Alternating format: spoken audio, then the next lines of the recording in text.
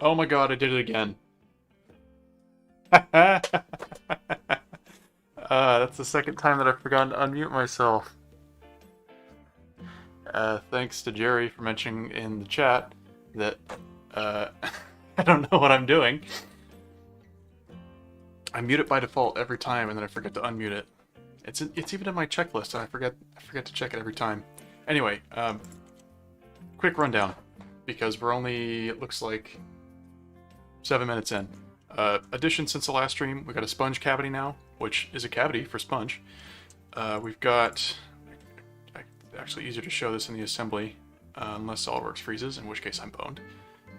Nope, it was just hiding the part for some reason. Okay. Let's come look at the assembly. I added a little spot to fit the hinged stand that comes by default with the TS100. The idea with this little nubbin right here is it's going to interfere and prevent it from transitioning from one side to the other. Yeah, I'm well aware of how dorky that is. At least I didn't do it for an hour this time. At least there's viewers here to tell me I'm doing something wrong. But that little nubbin is going to keep this to one side or the other, and ideally it will prevent it from flipping back if you set the iron down on it. So TBD, we'll see if that works. I think I'm going to need to change the geometry, which means this is going to need at least 2 more revisions before it's finalized. But that nub also opportunistically keeps this guy up in the pocket, and so out of the way of things in your bag and make sure it doesn't fall around and that sort of thing.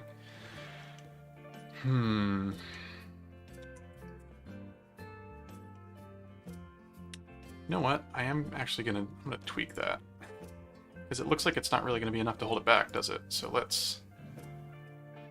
The way that I did this earlier was, we'll just go through it step by step. I cut out. Hang on, it's freezing up. I cut out this cavity here first with this initial cavity cut, and then I did a quick retaining cut to cut the undersurface under those tabs. Made a plane so that I could work in the middle and between 2 faces. Hidden just because I don't like showing them. Cut for the hinge. Cut for the... Let's see. That splits the faces so that I have those extra faces there that I can dome outwards. And then I have 2 features because I can't mirror it because the dome feature is just extra screwy. It's like working with surfaces. It doesn't really play nice with most features in SolidWorks, but that's the 2 nubs. Then we've got two separate fillets just because this part is a little bit finicky and it didn't seem to like to produce fillets at the same time, so I just split them out. It's fine. They're separate. It's all good. What does that leave? Oh, fix the logo. This is now in bold and created from a drawing that I have scaled and adjusted. Hang on. Yeah, okay. It's loading, it's loading, it's loading. Got 3 different sizes of the drawing, and then I can export those as I need in PNG or JPEG or whatever, and I did that line drawing one to DXF, and then imported the DXF, and now I have a really nice logo on the back, so I'm pretty happy with that. What else does that leave? It just barely doesn't touch. Okay. What else? Oh, this slot as well. This was something that I added just because I realized I wanted a little bit more control over where the ends of my adapter went. So they're there just in case. Probably not necessary, but nice to have. Anyway, actual changes. Let's get to it. I want this little nub to be a little bit bigger, so I'm going to change this sketch that I have creating this face. Actually, it's a little easier to see if I do a split face first. Or rather, a section. So this base split right here is designed to set up sort of tangent surfaces that are a little bit outside of this diameter, where the hinge approximately sits, and then it gives me some control, and I can say bring this over 10 degrees. 10 degrees is probably fine. It may even be a little bit tight, but we can just change it and take a look. So that starts to get real silly. I'm going to see if I can extend this chamfer feature here and clean that up a little. pick maybe this face.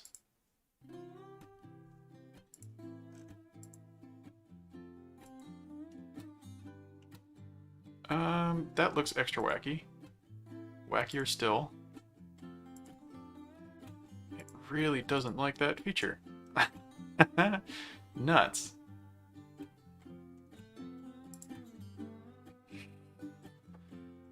I don't like how that looks at all. I'm gonna try, I guess, and just... I'm gonna see if I can just tweak this dimension right here and get it, like, back to 5 degrees. I think I'll just leave it at 5 degrees for now, because that's probably fine. It should keep it from flapping out too much, and I can always go check it in the assembly later on to make sure that it's sitting in the right place when it's when they're mated together. Just test that actually right now. So what I'm going to do is, you can tell SOLIDWORKS to mate a surface up against an edge, and if I do that with this edge right here, which I think is where it's going to touch, or maybe this surface right here, I'm going to, oops, that's the measure tool. I have mate built into my hotkey bar, and it's not even going to let me mate them. That's very predictable. So instead of mating to the hip flask base, I can do it to the edge. And no, I can't. I guess I can't. That's rubbish. Maybe... tangent? Give me something, come on.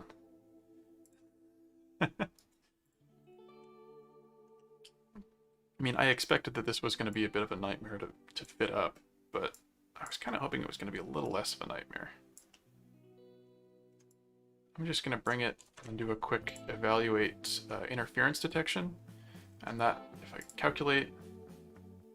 Hang on, where have I got interference? Oh. Okay, that's not even real interference then. That's, one of my parts is too far slipped back. Which is probably this guy. Yeah, it's missing the fillets, and so it's detecting that interference there, which isn't actually real interference. So if I bring that forward, and it's no longer suppressed, I can do a quick interference detection and calculate, and it'll show me just a hair. Just the tiniest hair of a sliver of interference between this fillet. That's not even an issue because I already have clearance up here. So it's the way I made it, but not really an issue.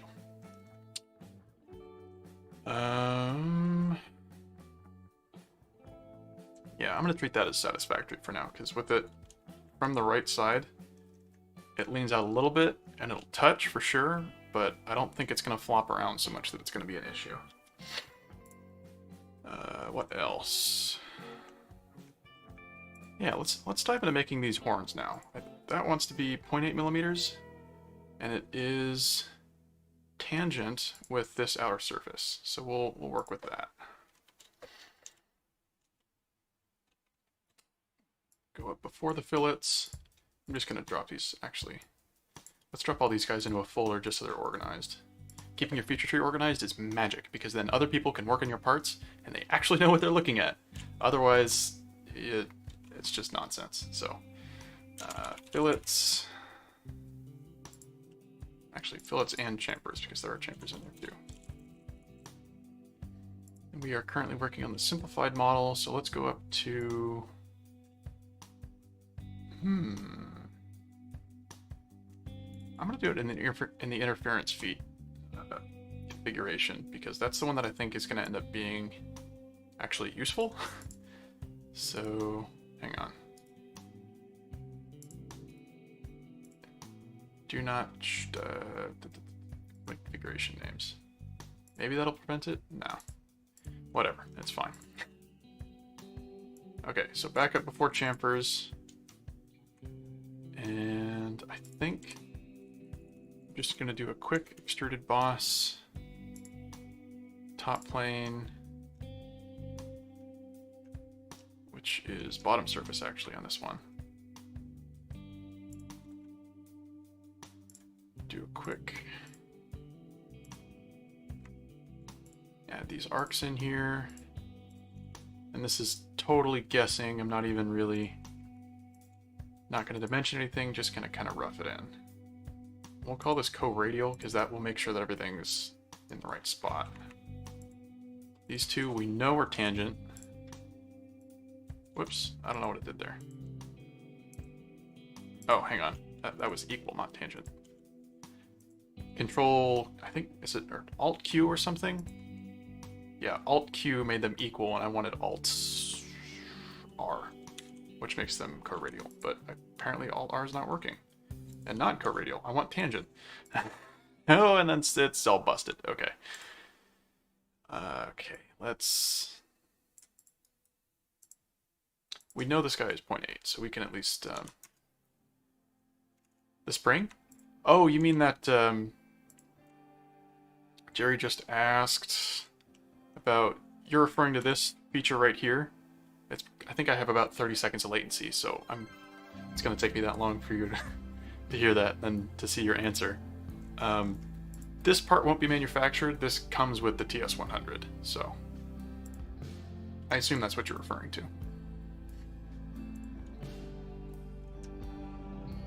Oops. 0.8. Nope.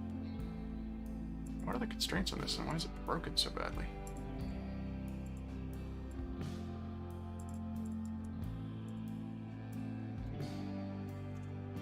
If that wasn't the spring you're referring to, please let me know. 8. Let's bring this one in gradually. 6. Tangent. There we go. Yeah, that part isn't... This, actually, here. I have one next to me. This little guy.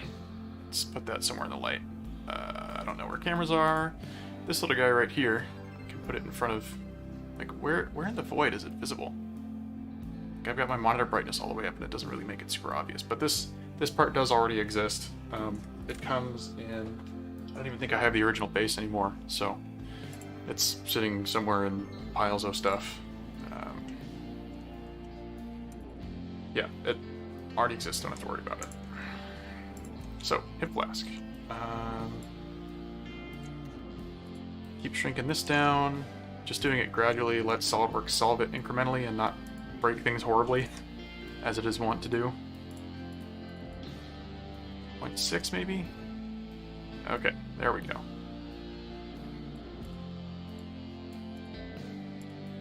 Doesn't really wanna...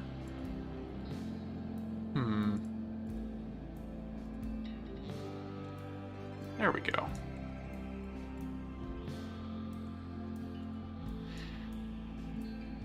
Let's bring this guy back to 0.8. And then if we extrude from the surface where it is, which I think is the bottom surface, we go up to here.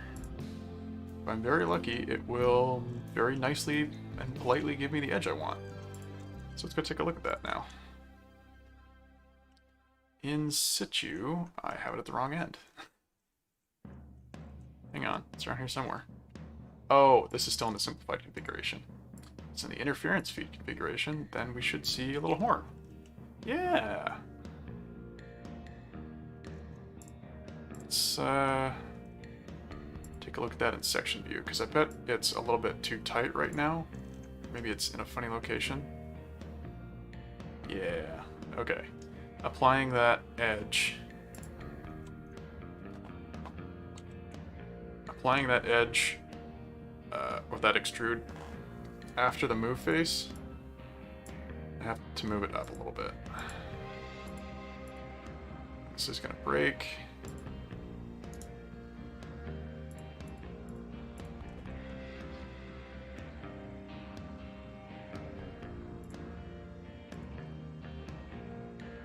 Now with it in the right place so that it gets adjusted correctly. Let's turn the fillets on actually. Just see what everything looks like. It's gonna break, I think, just because it doesn't have everything in there for right now, but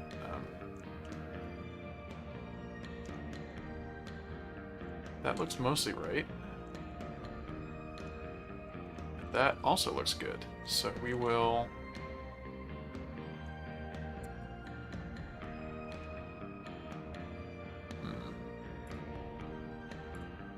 So let's see, the simplified fillets are no longer working, which means I now have to make an extra foot fillet, I guess.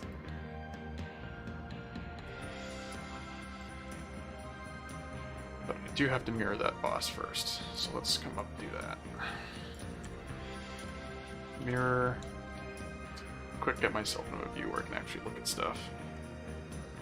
We want to mirror across the front plane, I think, and mirror this guy, the boss extrude.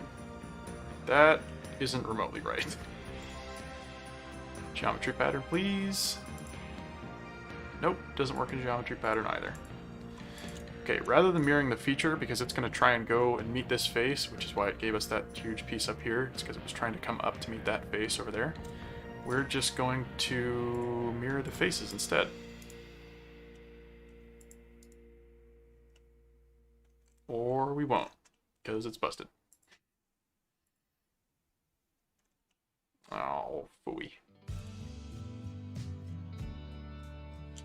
Okay, I think I'm gonna have to try a different approach here for mirroring this part. It's just lots of time spent tinkering. What I'm gonna do is wait for SolidWorks to unfreeze itself, make a quick construction line, and then if I select both my feature and my construction line, I can run a mirror command, which was what I did with that shortcut right there, mirror, and it propagates all my sketch components over to the other side. So that looks good, but it's not quite good enough because it still gives us this big flat bit up here. So what I'm gonna do, instead of extruding to the surface, I can extrude up to the vertex, as either one's fine, and then we will do a quick delete face, which is gonna make it extra messy. Delete and patch, and that will trim it down to meet nearby faces. It's a little bit ugly, it's not perfect, and if you shouldn't really do this in a production part unless you're really trying to do... There are certainly more efficient ways to generate that geometry that are cleaner, but since I'm kind of prototyping here, I think that's fine for now. Yeah, that looks good. So we will come back up and add another fillet feature, because we need one. Fillet. That edge right there. Connect to end face. Then connect to end face. 0.4 is fine for right now. Oh, the clearancing. It's because it's missing this face right here, it's trying to move this face away, and then suddenly all the tangency breaks, and it's got to make new things, and SolidWorks throws a fit. But if you don't do that, and you just click there instead, then it just solves fine. Figures. How's that look with everything? Looks pretty good. I think I do actually want the thumbnail on this, though, so I'm going to unsuppress this whole folder. And that'll give a nice, obvious, like, an indicator for which direction you can pull the thing out. This was one of the other features I developed last night in a fit of modeling Fury. Was adding some sort of way to make it easy to pull the lid out. And that's what this does. It gives you a spot to put your thumb. Whoops. Wrong windows. There we go. Extra windows do I have open right now? Nothing. Okay. What else? Do I have anything up there? No. Okay. Yeah, I'm gonna leave that thumb bit on because it's helpful here. But those horns really should give us most of what we need, and then I think that just leaves the addition of a slight expansion on the bottom here. So let's go do that. We're gonna look at the bottom now, as soon as SolidWorks lets us. Come back up before the fillets. We'll even go before the neural features because those can come last.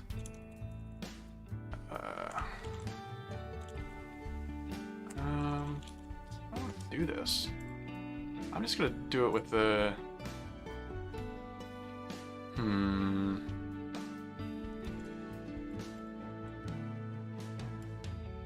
Make that tangent, make this guy, I don't know, 15, just like 10 millimeters long, because it doesn't have to be that long. I just need like a little bit of pad at the bottom to interfere.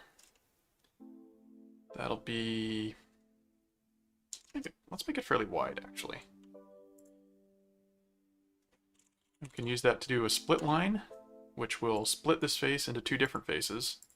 Now we've got this one that I can select independently, and this guy that I can select independently. Then we will dome that to the tune of 0.2. It's probably fine. I'm going to do it not continuous dome and a regular dome instead.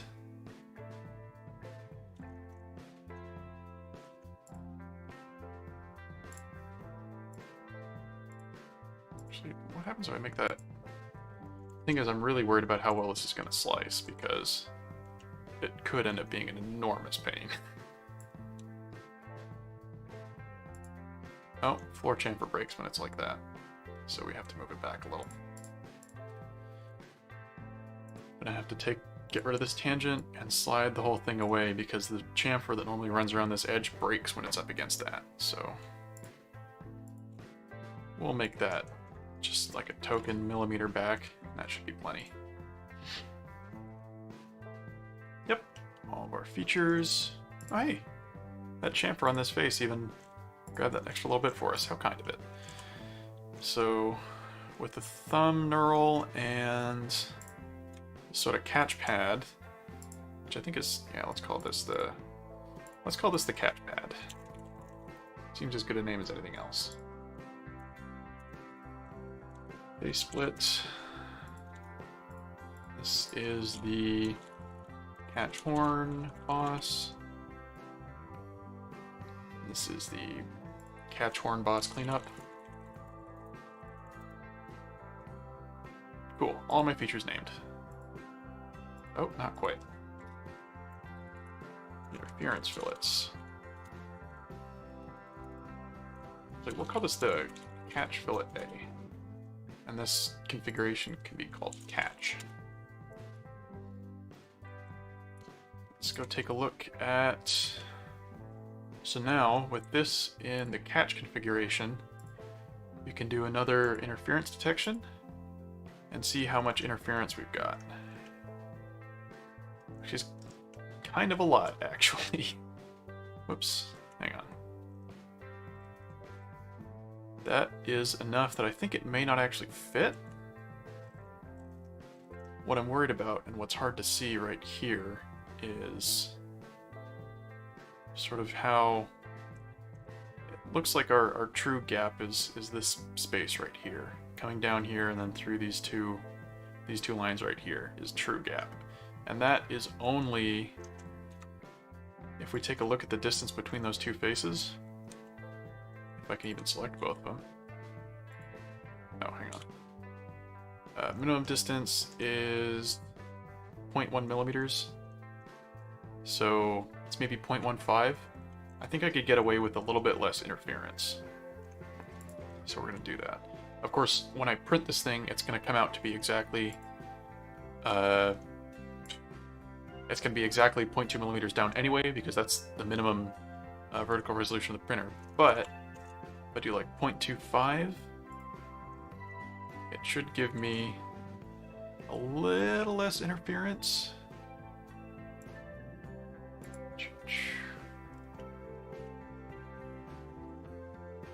Zoom in on that. Yeah, that looks pretty good. And it shouldn't slip around too much. Maybe I could add a pocket on the existing Flask, but I don't really think I need to. Yeah, that looks good. I'm struggling to think of anything else I wanted to add to this. I had fairly long, not fairly long, but like a couple of item lists, some of which I knocked out today for things that I wanted to add to this, and mostly that was just the sponge, clean up the logo a little bit. Horns all look good. I wonder if I can still change this and other features aren't going to break. Yep, okay. Rebuild errors when I, I change the other features. So if we come and look at default here, my guess is... here we go.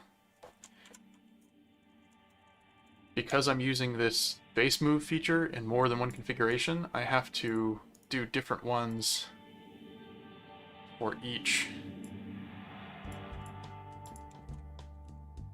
I guess I can't copy that feature. I have to do different face clearances for each model, which is a little annoying, but not really that bad.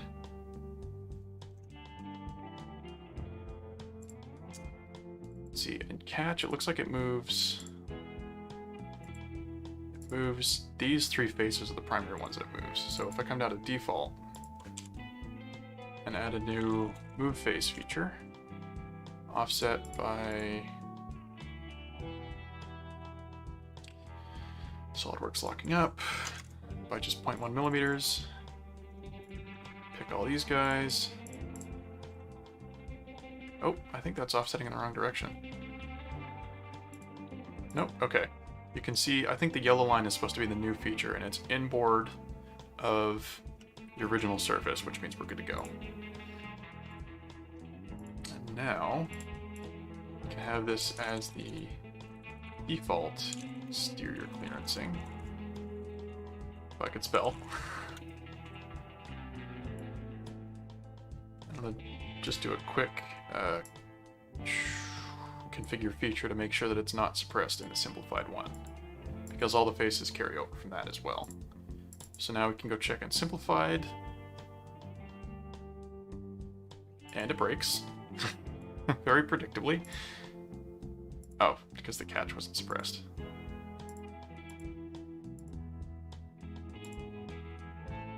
Oh, why are you missing two faces there, friend?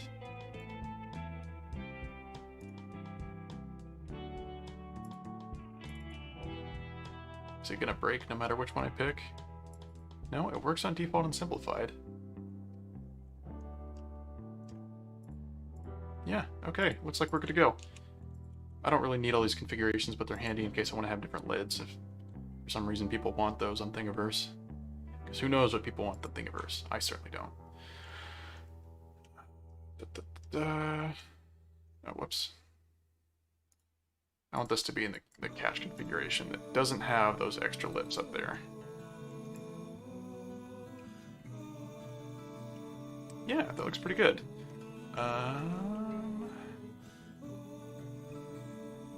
What else? I think I actually have everything, which feels weird. Maybe this design is actually good enough now. Of course, I'll print it, and then tomorrow morning I'll be like, ah, no, it's not gonna work at all. Yeah, this looks good. So let's go print it. So we'll start with or we won't print it because this is going to take 10 hours to print roughly when I was looking at the model earlier. So we're just going to do a quick setup like we would print it, but don't have the time to. So save as STL, which is the standard file format for slicers, 3D printing. It's basically just it's a very long list of points and edges between those points, and then faces made up by those edges. And that will be, actually I can click options here and it'll show you all of those are individual edges that SOLIDWORKS thinks are important enough to include in the model. So I'm running fairly small tolerances here, which is why this is so detailed, but you can get away with a lot less. I just don't think SOLIDWORKS does a very good job, and if I do want to crush something, I'll do it in MeshLab instead most of the time, because it does a much better job of cutting down faces that really don't need to be there. Like, we can zoom in, hang on, before we save this as STL, we can zoom in on this face, do save as STL options, and like all of these little faces, more detail than I need, but I need to have the settings that high so I can get my exterior surfaces very clean. But these settings all look good, so I'm going to save that as the hip flask. Yes, please, replace it. Yep. Take a look at the lid. We're in the right catch configuration, and we have this guy on the bottom here.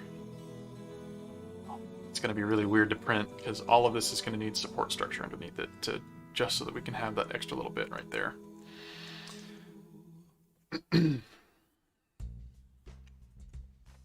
I'm now realizing I could have little bumps up here and that would serve the same purpose.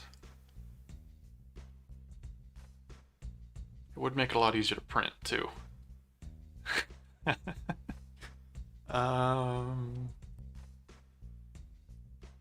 Yeah, let's do that instead.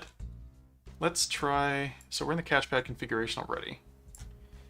We're gonna get rid of, let's see, we're gonna get rid of, let's add this as a derived configuration. So catch test, because I really want to see if I can actually make two nubbins up here that are going to be really good to just slide in and have the whole part compress and fit really well. So, so we're now, okay. Suppress those. If I go back and look at catch, I want to make sure that I still have that under there.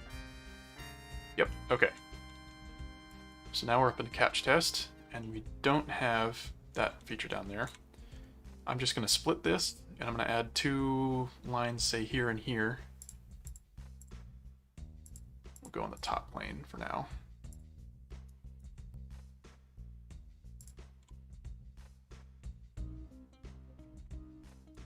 Come on, let me draw a line, please.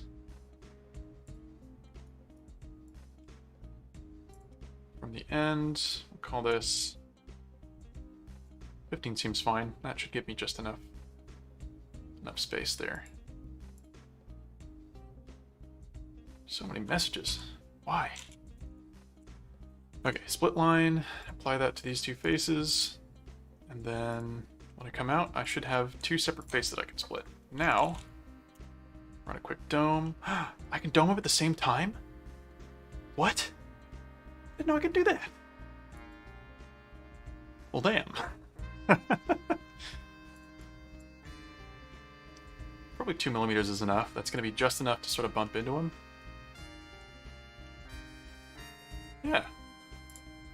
I will bet that it'll even still work with the fillets for the most part. Nope, of course it doesn't. Canted face fillet A. Because I think that selects those faces and it breaks when it sees the weird smooth feature up here. So call this the default canted face fillet A and suppress it.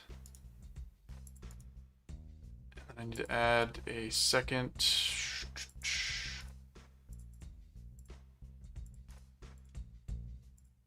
Need to add a second fillet feature.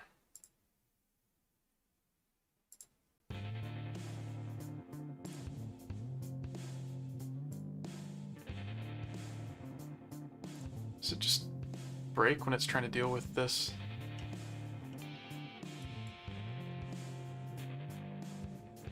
I think it just doesn't like being circular. Let's try curvature continuous. Nope, doesn't like that either. Okay. How about edges?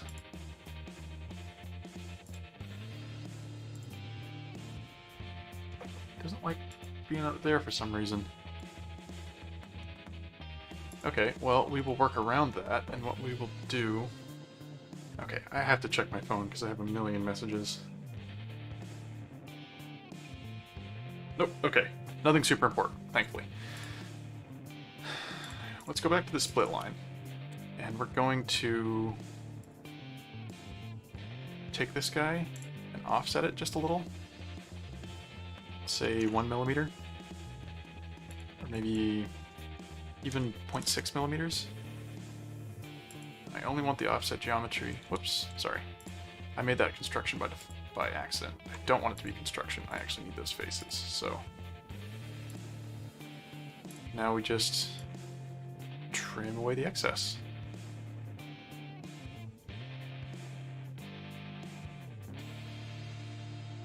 Of which there is plenty. So much excess. Get rid of all that. You don't need any of it.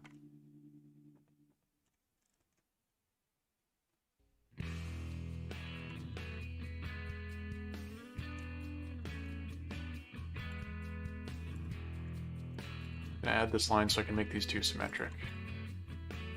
Blink. Yeah, looks good.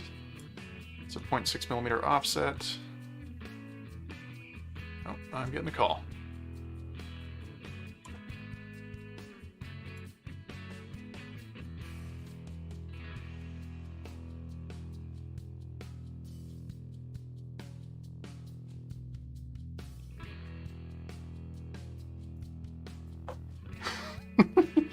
My dad, thinking he's very clever, because I guess he is clever enough anyway, called it interrupt.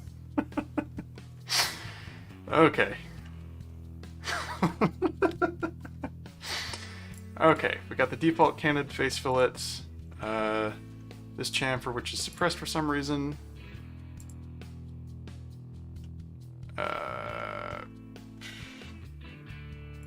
What was I doing? Fillets. One more thing.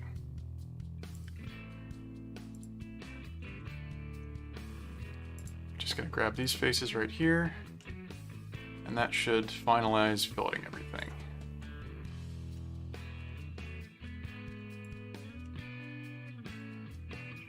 Point 2 is probably safe. And now we can look, we've got the dome on this side in this configuration. And my split. Why is this?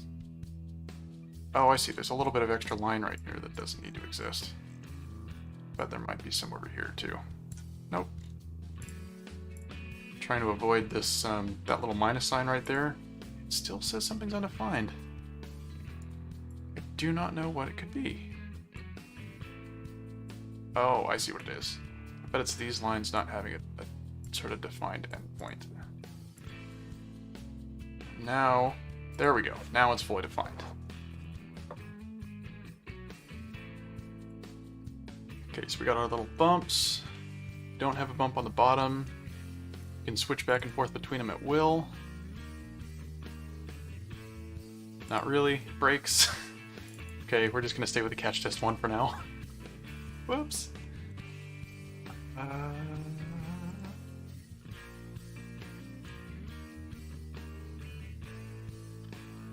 Okay, yeah, it's gotta check. I have to check in the assembly to make sure that all the interferences are right.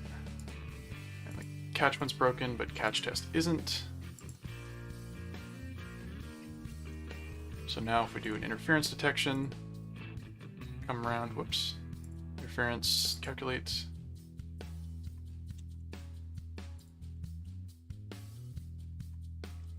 Yeah, 2 just eensy-weensy interferences left and right.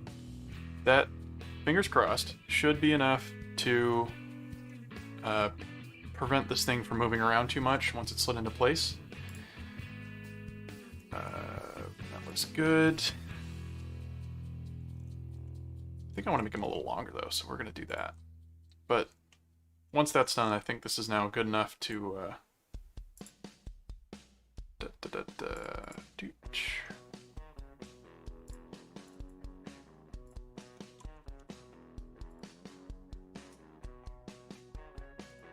make this 25mm. It can be fairly long, I think.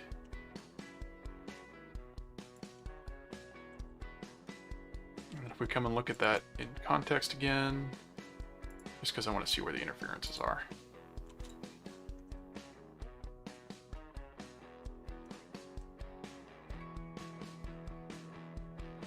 Yeah, you'll have about, say, whatever that distance is to here, maybe a centimeter or so, from like this point, which is roughly center line with that part and that point, of about a centimeter of resistance before it sits into place on these horns. So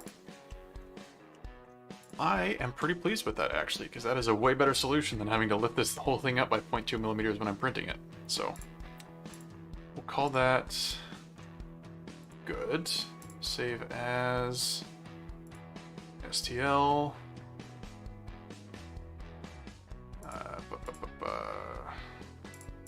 Call it probably catch test. Seems fine. As good as any other. We can go. I think we can actually open up Cura now. So, not Rogue Squadron, although that is free now. Like, you can freely download Rogue Squadron on the internet. Totally abandonware. Thanks, LucasArts. Do. Ah, super bright. Okay. We want the catch test and we want the flask. We'll bring those both in here. Gotta get everything upright. Rotate a little bit.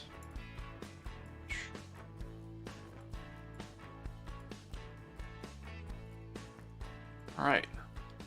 And we can take a look at how these structures look under slicing. I'm also a little curious if it's going to do anything funky down here. And these cylinders for the bores for the soldering iron tips are fairly close to the back of the sponge cavity, so I'm curious how it's going to handle that, because it could be a little bit tricky. And it could, like... Okay, it is going to make it pretty tight, but it's going to do... Whoops. Oh god. Oh god, what's going on? It's European beds, what's going on? So we do have... It is going to try and fill those in nicely, so I don't have to really worry about that. If we come down to the first layer and then slide up a little bit, things look well behaved for the most part. Got the sponge tabs. Sponge tabs all look good.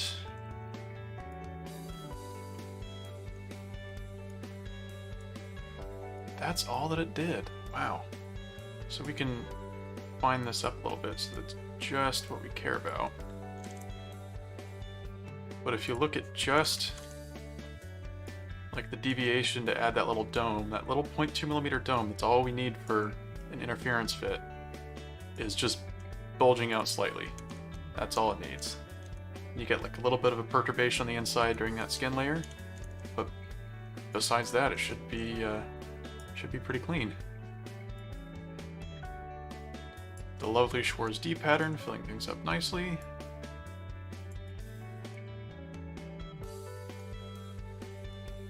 Yeah, that all looks pretty good. There's maybe some silliness with, I don't know how well this black line shows up on whatever you're watching on, TV or phone or whatnot, but these are going to come up looking a little funky on my printer just because I don't have my, forgetting the word for it,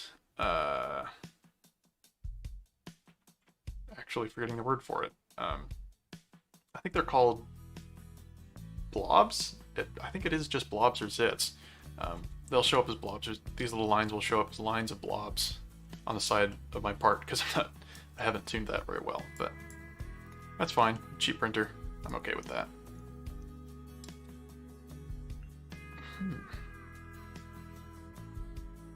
Yeah, I think this is really all good to go. So I don't have anything else to add.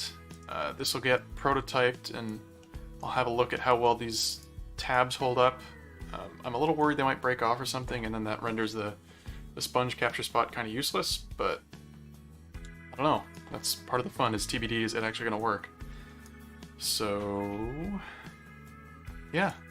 Thanks all for coming. Thanks for watching. If you have any questions or comments, feel free to leave them in the comments, but they don't call them questions, but put your questions there.